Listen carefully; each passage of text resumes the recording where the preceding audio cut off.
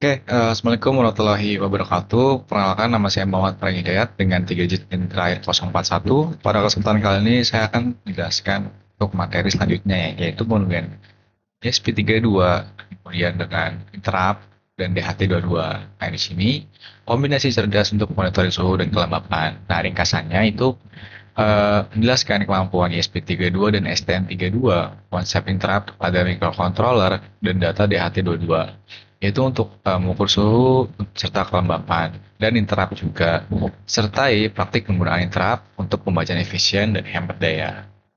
Nah, di sini apa itu sih, mengapa ESP32 jadi pilihan utama IoT ini? Yang pertama itu ada performa dan fiturnya, yaitu punya dual core up to 240 MHz dan 520 KB RAM, cukup bagus untuk tugas signal processing, networking, dan kontrol real time.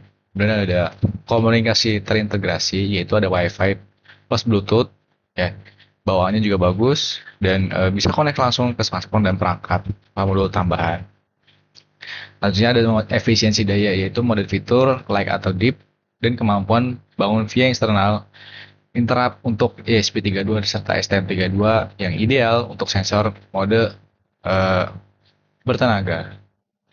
Nah, di sini apa sih itu interrupt pada microcontroller, ya kan? Nah, kuncinya itu ada respon real time. Nah, apa itu interrupt? Interrupt adalah sinyal internal atau eksternal yang menghentikan alur program untuk menjalankan ISR atau interrupt service routine. Seketika ideal untuk kejadian tak terduga atau membutuhkan respon cepat. Nah, manfaat utamanya ini adalah latensinya itu rendah, ya. Responnya dalam mikrodetik, hemat daya, dan skalabilitasnya bisa untuk mengelola banyak event tanpa polling yang intensif. Nah, contohnya di sini seperti sambungan sensor switch ke GPIO 4 misal, konfigurasi interrupt pada field kondisinya yang relevan, biasa memicu pembacaan atau pembacaan sensor tiap 2 detik. Implementasinya seperti menghindari proses berat di ESR, cukup set flag atau gunakan task notification untuk pemrosesan di loop utama. Nah, sebenarnya interrupt itu dia itu seperti kita sudah belajar dan siap untuk dipanggil ketika di ujian. Beda hal dengan menghentikan. Kalau menghentikan, kita itu akan berpikir terus seperti kapannya dipanggil, sehingga itu akan meningkatkan kerja CPU. Sedangkan kalau di trap, kita sudah siap sehingga CPU itu bisa fokus dengan kerjaan kita sekarang.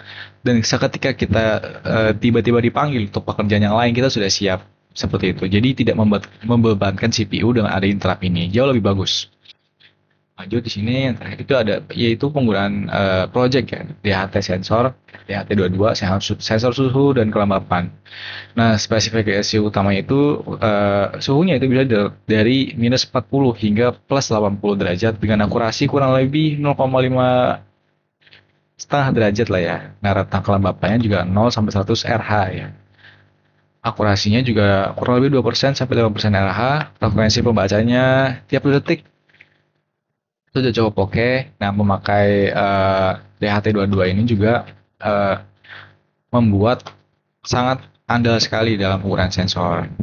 Nah, di sini rekomendasinya itu aku sudah membuat percobaannya, yaitu menggunakan sensor DHT22 ini untuk mengukur kelembapan dan suhu di sekitar saat praktikum.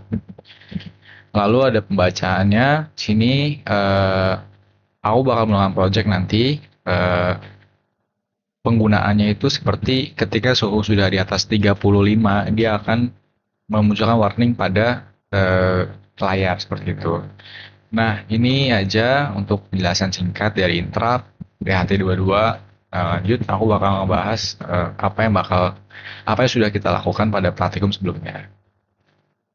Oke, di sini aku bakal bahas program dari ESP32-nya. Nah, yang pertama ini adalah program untuk eksternal ya, interrupt dengan tombol eksternal. Nah, program ini digunakan untuk membaca perubahan kunci tombol menggunakan interrupt pada ESP32 dan menampilkan hasilnya pada OLED yang ada di rangkaian. Nah, pada awal program itu dilakukan pemanggilan beberapa library seperti Arduino.h untuk fungsi dasar, wire untuk komunikasi I2C, serta ada fruit ya, di sini ada fruit eh, dan ada fruit untuk SS 1306 untuk mengontrol layar OLED. Nah, program mendefinisikan GPIO 4, sini GPIO 4 sebagai input tombol dengan mode pull up dan GPIO 2 sebagai output LED. Nah, ketika tombol ditekan atau dilepas, interrupt akan memanggil fungsi button ISR ya. Button ISR ini. Ini button ISR nih, button ISR. Lalu dia akan mendeteksi perubahan sinyal dan menghitung jumlahnya, yaitu ada rising edge dan falling edge ya. Kalau rising edge itu low ke high dan falling edge itu high ke low. Jika terjadi perubahan, variabel penanda akan aktif sehingga pada bagian loop program akan menampilkan jumlah perhitungan rising dan falling sehingga ke serial monitor mengubah kondisi LED menjadi nyala atau mati. Serta memperbarui tampilan layar OLED yang mempunyai jumlah interrupt yang telah terjadi. Jadi nanti bakal dihitung, sini ada fallingnya, ada risingnya berapa di situ. Ini untuk program eksternal tombol dan LED. Lanjut. Oke, di sini aku bakal ngeliatin video yang kelompok saya dapat tentang ESP32 interrupt eksternal. Nah, di sini udah diupload dan sukses. Sudah diupload dan sukses. Nah, di sini untuk penguploadan juga sebentar saja. Nah, di sini untuk penggunaannya yaitu ada LED, saya akan menjelaskan pelan-pelan, ada LED, ada OLED, dan tadi ada push button. Nah, di situ tertulis ada GPIO interrupt ya. Di situ.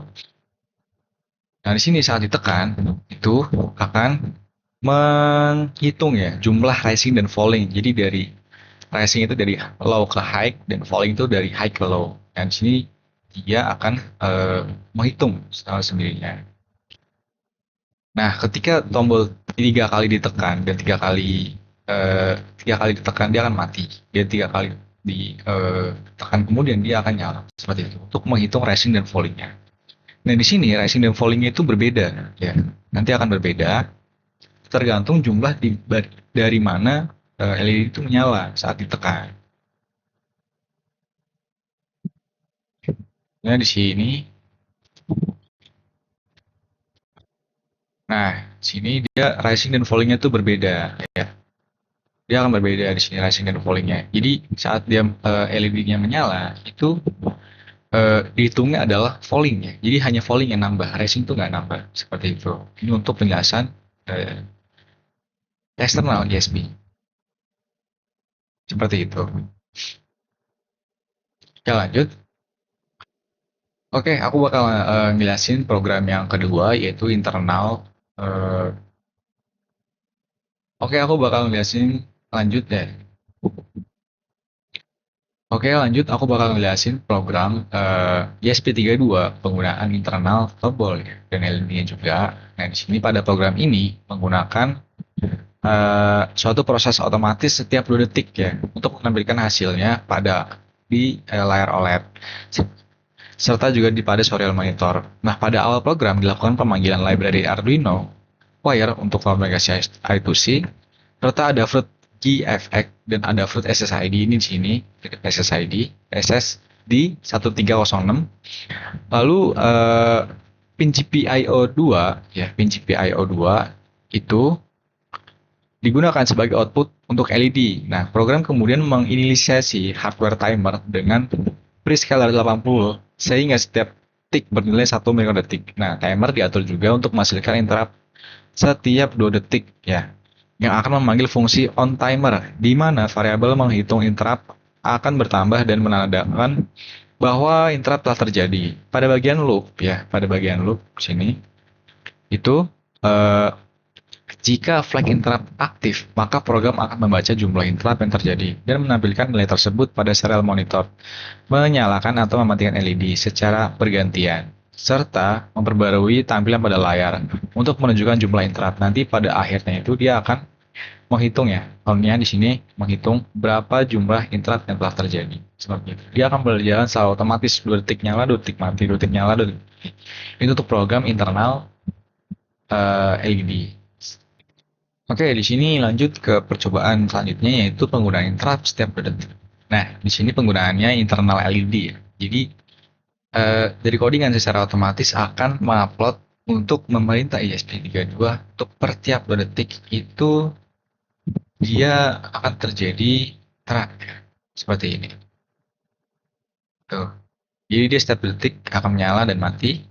Kemudian ada penghitungan ya, penghitungan seberapa banyak terjadinya interrupt dan ada indikator LED on dan off-nya.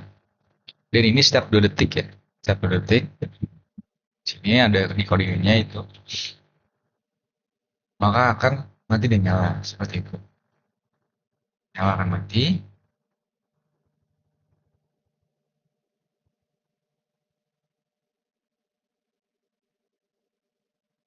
Nah, di sini juga untuk penggunaan kabel wiringnya juga sangat sederhana sekali, hanya mengikuti modul yang empat aja. Nah, di sini ada indikator LED-nya on atau off. On-nya itu internalnya ya, yang warna biru tadi. Seperti itu. Ini untuk penjelasan internal ESP32. Oke, lanjut aku bakal ngebahas project ya. Project di sini itu menggunakan DHT22. Nah, program ini digunakan untuk memonitor suhu dan kelembapan menggunakan sensor DHT22 pada ISP32. Nah, kemudian menampilkan hasilnya pada layar serta memberikan peringatan jika suhu terlalu tinggi. Nanti di akhir itu akan ada warning, tulisan warning di layar. Nah, program ini menggunakan beberapa library seperti Wire dan komunikasi I2C itu wajib. Ada seperti sebelum-sebelumnya ada FruitGFX dan ada Fruit SSD 1306 untuk tampilan OLED serta DHT untuk membaca sensor suhu dan kelembapan. Nah, sensor DHT sendiri itu dihubungkan ke GPIO 4 LED indikator di GPIO kedua dan tombol reset alarm pada GPIO 15. Nah, pada program ini juga digunakan intra pada tombol. Sehingga ketika tombol ditekan, fungsinya itu ada handle interrupt nih, handle interrupt ya. Sehingga ketika tombol ditekan akan menjalankan untuk mereset alarm ya, di mana loop ESP32 akan membaca nilai suhu dan kelembapan dari sensor DHT22, kemudian menampilkannya pada serial monitor. Jika suhu terdeteksi lebih dari 30 derajat, ya, maka sistem akan mengaktifkan alarm berupa LED menyala dan pesan warning pada layar OLED. Alarm tersebut akan aktif sampai pengguna menekan tombol yang akan memicu interrupt untuk mematikan LED dan mereset kondisi alarm. Itu untuk penjelasan codingan untuk ESP32. Lanjut.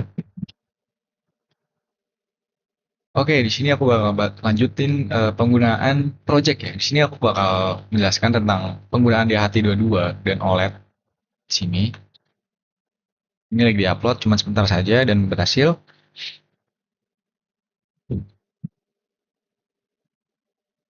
Oke.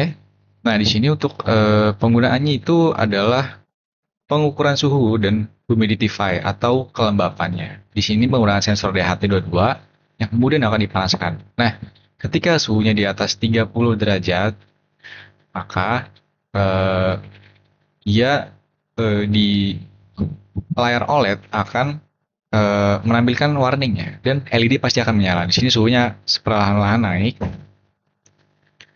sampai di 30 derajat.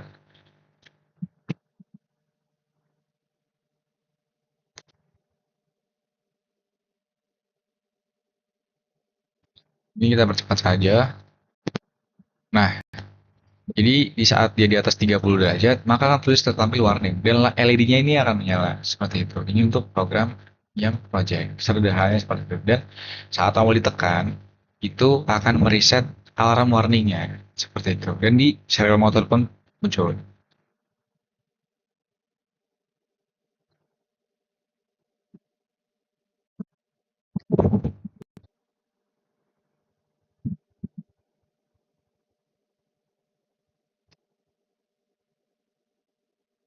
Oke, itu aja. Ya, paling dari program proyek ini. Lanjut. Nah, oke lanjut. Di sini aku bakal ngebahas codingan dari STM32 yang eksternal. Nah, di sini pembuatan program ini itu bertujuan untuk mengimplementasikan external interrupt pada STM32. Nah, di sini menggunakan push button ya, serta menggunakan hasilnya pada di layar OLED. Nah, pada program ini itu menggunakan push button ya. Jadi saat dia ditekan, nanti akan terjadi delay selama 5 detik. Nah, di sini juga menggunakan loop ya, di sini ada loop. Ya, kemudian program akan secara sendiri itu menambah nilai penghitung, lalu informasi itu akan tertampil pada hasil counting atau perhitungan pada layar OLED-nya seperti itu, layar LCD-nya. Sehingga aktivitas ini sebagai pengguna dapat memantau aktivitas yang terjadi pada sistem seperti itu. Itu singkatnya jadi program untuk yang eksternal. Lanjut. Nah, ini untuk eksternal. Nah, yang eksternal sendiri itu menggunakan push button di sini ya, push button dan LED seperti itu. Nah, jadi dia saat penggunaannya itu LED akan berganti menyala. Ini bahas codingan, ini akan dari awal itu membahas wiringnya ya. Itu dari LED-nya di sini di A5 dan menggunakan resistor dan push button di situ. Nah, dan ini akan dilanjutkan untuk penggunaan LCD ya di sini. Di sini yang percepat aja. Ini. Nah, dia akan terus menambah countingnya ya, berapa kali cycle-nya seperti itu. Nah, nanti saat ditekan, button saat ditekan, maka lampunya akan menyala dan terjadi interrupt selama 5 detik di LCD. Nah, tulisannya itu interrupt seperti itu. Itu untuk yang eksternal. Kemudian di sini yang internal. Nah, program ini bertujuan untuk mengimplementasikan internal timer interrupt pada microcontroller. Nah, dengan menggunakan timernya ini, jadi itu dia akan tertampil pada sistem OLED-nya. Nah, pada program ini, timer diatur untuk menghasilkan interrupt setiap 500 detik, sehingga fungsi timer ISR akan dipanggil secara otomatis dan menambah nilai penghitung atau tick setiap kali interrupt terjadi. Nah, di dalam loopnya juga, program akan membaca sejumlah interrupt, jadi akan tertampil jumlah totalnya, serta berganti antara nyala dan mati. Selain itu, jumlah tick dan LED juga ditampilkan pada LED ya, yang aku sebutkan tadi, sehingga pengguna dapat memantau bahwasanya sistem timernya itu berjalan secara periodik dan sesuai waktu yang telah ditentukan. Lanjut.